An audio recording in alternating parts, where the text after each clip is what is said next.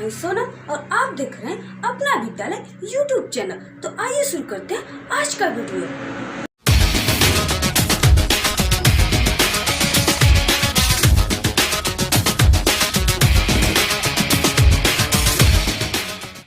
आज के इस वीडियो में स्टूडेंट हम हिंदी के कुछ इम्पॉर्टेंट जो क्वेश्चन होता है उसके बारे में पढ़ेंगे। तो आज का जो हमारा हिंदी का इम्पॉर्टेंट क्वेश्चन है वो क्या है, जीवन परिचय। ये बहुत ही इम्पॉर्टेंट क्वेश्चन होता है और ये 4 मार्क्स का गद्य से आता है और प्लस 4 मार्क्स का पद से आता है। तो ये आपके टोटल 8 नंबर को क्या करता है, कंफर्म करता है। तो यहाँ से स्टूडेंट आप जीवन परिचय तो लिखते हैं, बट आप सोचते हैं कि हमने जीवन परिचय भी लिखा, हिंदी के सभी क्वेश्चनों को किया, बट मेरे नंबर हिंदी में इतने कम क्यों आ गए। तो यहाँ पे स्टूडेंट जो जीवन परिचय लिखने का जो तरीका होता है, अगर आप उस तरीके से जीवन परिचय को लिखेंगे तो आपका एक भी नंबर नहीं कटेगा और आपको हिंदी में फुल मार्क्स मिलेंगे। ओके स्टूडेंट, तो यहाँ पे जो जीवन परिचय है उसके लिखने की जो हम स्टाइल बताएंगे, तरीका बताएंगे,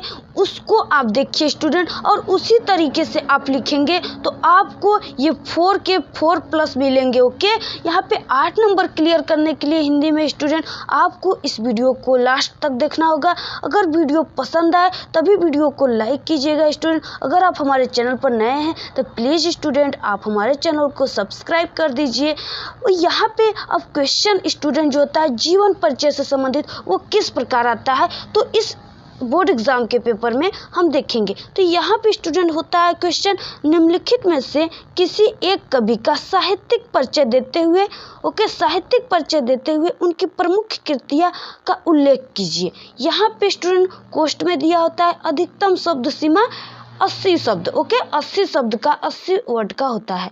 तो यहाँ पे एक कवि, यहाँ पे 3 कवि दिए होंगे स्टूडेंट, 3 कवि दिए होते हैं और उसमें से एक कवि के जीवन परिचय के बारे में लिखना होता है और उनके साहित्यिक परिचय देते हैं और उनकी कृतियाँ को लिखते हैं।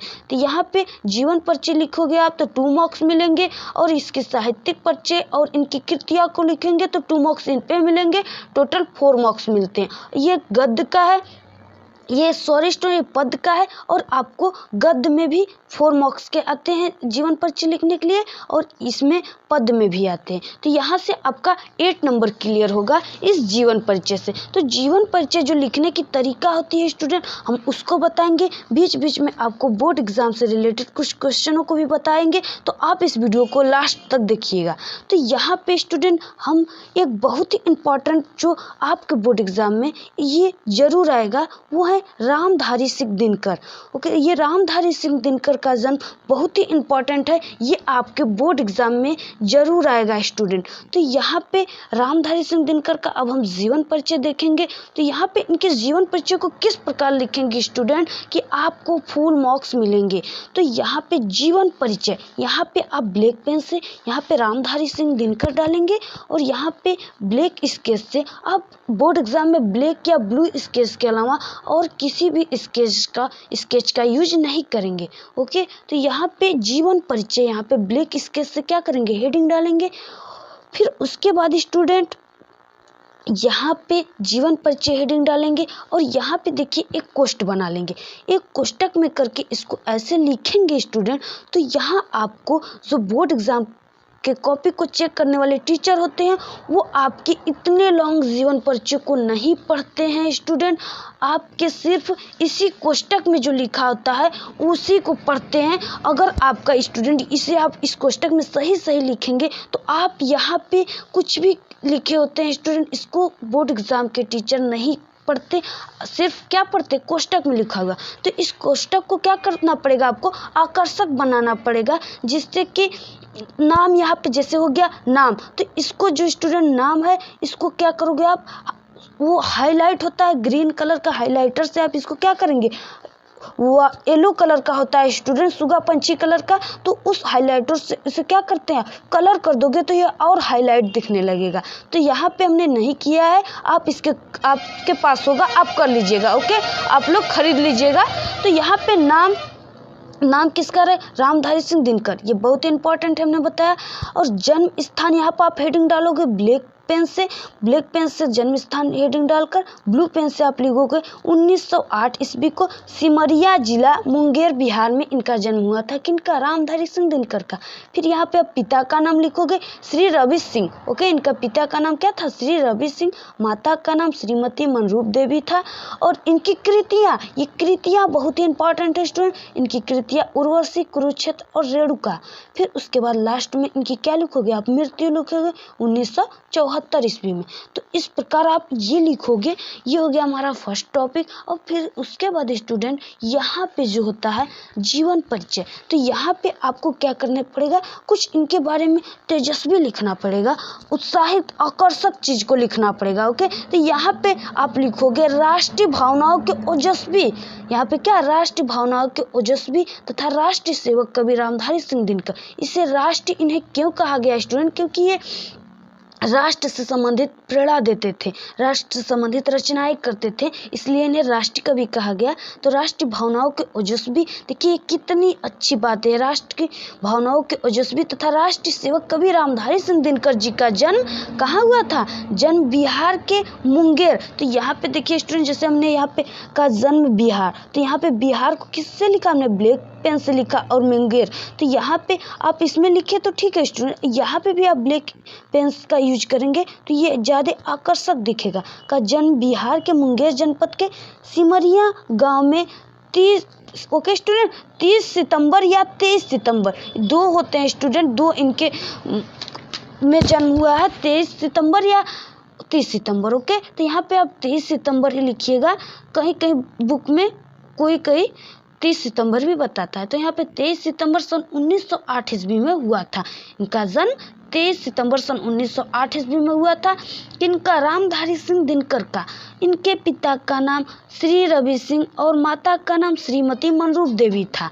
और प्रारंभिक शिक्षा घर पर ही। देखिए स्टूडेंट, अब हम आपको, अगर ये सब आपको नहीं याद है तो लास्ट में एक टॉपिक बताएंगे जिससे आप वो लिख देंगे तो आपको फुल मार्क्स मिलेंगे। ओके, तो यहाँ पे प्रारंभिक शिक्षा घर पर हुई। पटना से इन्होंने क्या किया? बीए किया। फिर 1992 ओके स्टूडेंट 1952 ईस्वी में इन्होंने राज्यसभा का सदस्य भी मनोनीत किया गया। 1952 ईस्वी में क्या? इन्हें राज्यसभा का सदस्य मनोनीत किया गया। किसको? रामधारी सिंह दिनकर को। इनकी प्रमुख आलोचनाएं संस्कृति के 4 अध्याय। जो इनकी प्रमुख आलोचना है स्टूडेंट वो क्या है? संस्कृति के 4 अध्याय। तो संस्कृति के जो 4 अध्याय, इनकी जो रचना थी, आलोचना थी 1959 ईस्वी में जो इन्होंने किया था, उस पे इन्हें क्या मिला था? साहित्य अकादमी पुरस्कार। साहित्य अकादमी पुरस्कार इन्हें मिला था, इससे सम्मानित किया गया था। देखिए स्टूडेंट, ये हिंदी के ऑप्शन में भी विकल्प में, बहु विकल्प में क्या करता है? ये पूछता है कि रामधारी सिंह दिनकर को संस्कृति के 4 अध्याय पर कौन सा पुरस्कार मिला था? तो यहाँ पे साहित्य अकादमी पुरस्कार मिला था 1959 ईस्वी में। यहाँ से ये ऑप्शन आपको क्लियर हो गया स्टूडेंट, 1 नंबर का आता है, आप इसको बिल्कुल क्लियर कर लीजिए। पुरस्कार से सम्मानित किया गया था सन 1972 ईस्वी में। देखिए स्टूडेंट, अगर आपको ये सन नहीं याद हो रहा है तो आप इस सन को मत लिखिए, बस इसको लिखिए आलोचना संस्कृति के 4 अध्याय। ठीक है, इनकी प्रमुख आलोचना संस्कृति के 4 अध्याय पर इन्हें साहित्य अकादमी पुरस्कार मिला था। ये आपको सन नहीं याद हो रहा है तो मत लिखिए स्टूडेंट। फिर उसके बाद सन 1972 ईस्वी में इन्हें इनकी रचनाएं उर्वशी, देखिए बहुत ही इंपॉर्टेंट इनकी रचना है। ये क्या है? रामधारी सिंह दिनकर का ये क्या है? महाकाव्य। ये भी ऑप्शन आ जाता है कि रामधारी सिंह दिनकर का महाकाव्य, ऑप्शन दिया रहता है स्टूडेंट। बहुत सारे कृतियाँ दी होती है, उसमें से एक उर्वशी दिया होता है। तो आप उर्वशी पर क्या है? उर्वशी क्या है? सही है, इस पे आप सही का निशान लगाओगे। ओके, तो ये हो गया इनकी महाकाव्य। किनकी? रामधारी सिंह दिनकर की महाकाव्य उर्वशी। उर्वशी के लिए इन्हें ज्ञानपीठ, ये भी क्वेश्चन आता है स्टूडेंट। यहाँ से देखिए उर्वशी जो है वो किनका है? रामधारी सिंह दिनकर का महाकाव्य। तो यहाँ पे क्वेश्चन उठता है कि रामधारी सिंह दिनकर के महाकाव्य अर्थात उर्वशी पर कौन से पुरस्कार मिले थे? तो आप क्या कहोगे? ज्ञानपीठ पुरस्कार। तो यहाँ पर ऑप्शन ज्ञानपीठ पुरस्कार से सम्मानित हुए थे, ये ऑप्शन सही होगा। ओके, तो इन्हें पद्म भूषण से भी सम्मानित किया गया था। देखिए स्टूडेंट, ये राष्ट्रकवि बहुत ही महान थे जिन्होंने अपने जीवन काल में कई पुरस्कारों को हासिल किया था, जिन्हें पद्म भूषण से भी सम्मानित किया गया था। देखिए इनको साहित्य अकादमी पुरस्कार, ज्ञानपीठ पुरस्कार और पद्म भूषण से भी सम्मानित किया गया था। ओके स्टूडेंट, यहाँ पे क्या दिया है, 24 अप्रैल 1974 ईस्वी को हिंदी का गगन, ओके क्या है, 24 अप्रैल 1974 ईस्वी को हिंदी का गगन, गगन अर्थात क्या होता है स्टूडेंट, आकाश, ओके। तो हिंदी काव्य का गगन या दिनकर सूर्य, ओके। इनका देखिए टाइटल क्या है स्टूडेंट, दिनकर है, अर्थात दिनकर का क्या पर्यायवाची होता है, सूर्य होता है, जिसे रवि भी कहते हैं। तो इन्हीं देखिए स्टूडेंट, इनके पिताजी का नाम भी क्या था, रवि था, अर्थात ये क्या है, सूर्य का पर्यायवाची है। और इनके भी नाम के पीछे क्या लगा है, दिनकर लगा है, ये भी क्या है, सूर्य का पर्यायवाची है। तो ये इनको इस प्रकार से यहाँ पे भी आप जो यहाँ पे टाइटल दिया जाता है मृत्यु के समय, यहाँ पे भी आप ऐसे टाइटल दोगे कि 24 अप्रैल सन 1974 ईस्वी को हिंदी काव्य ठीक है, हिंदी काव्य का गगन, यह दिनकर सूर्य सदा के लिए क्या हो गया, अस्त हो गया, ये दिनकर सदा के लिए अस्त हो गया। तो यहाँ पे दिनकर है, यहाँ पे अस्त इनके लिए लगाया गया स्टूडेंट। ये बहुत ही इंपॉर्टेंट यहाँ पे टॉपिक होता है। यहाँ पे भी आप क्या करोगे, टाइटल दोगे या इस प्रकार कई प्रकार से इसको लिखते हैं।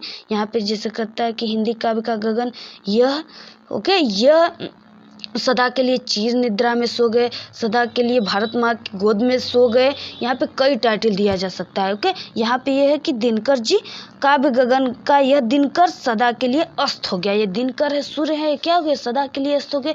तो इसको स्टूडेंट आप जब इतना लिखोगे तो आपको क्या होंगे, 2 मार्क्स यहाँ पे मिलेंगे। फिर इसके बाद हमने क्वेश्चन में क्या बताया, साहित्यिक परिचय, तो आपको साहित्यिक परिचय भी लिखना है।